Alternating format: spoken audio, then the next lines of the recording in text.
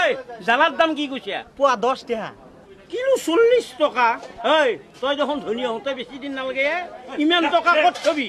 এটা কাম কৰ, তই মোক 2টা আলু, 2টা পিঁয়াজ আৰু 2টা জ্বালা দি আলু ভৰ্তা কৰি খাম।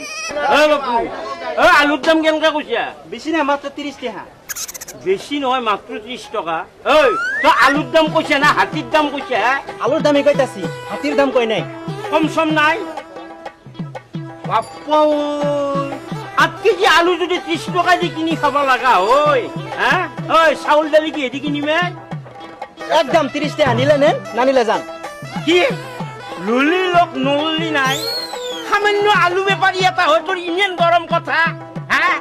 আমি গৰম কথা কৈ নাই, বাজাৰ ই গৰম। আমাৰ ঘৰৰ বস্তু না তো যে আমি যি দামে কিনা আছো ওই দামে দিমু। বেছি ভটাৰ নকৰবি, মোৰ সময় নাই। 10 টকাত দিবি। 10 টাকা? সেই দিন গেছে গা, সেই জামানা আগে গেছে গা। কি সেই দিন নাই? সামান্য পচা আলু গুটি কেইটাৰ ইমান দাম। ঐ পিঁয়াজ আকপৰ দাম কিমান? 12 টাকা। 12 টকা? ঐ তই মোক গাঁৱলীয়া ভটাৰাম বুলি ভাবছে নেকি? ইমান দাম কৈছা? গাঁৱলী হওক টাউনী হওক একদম।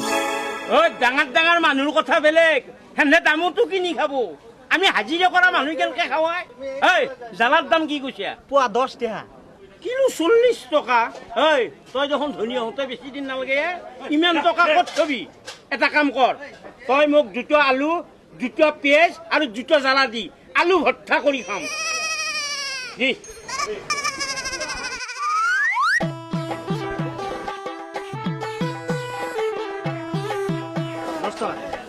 কি 10 টকা?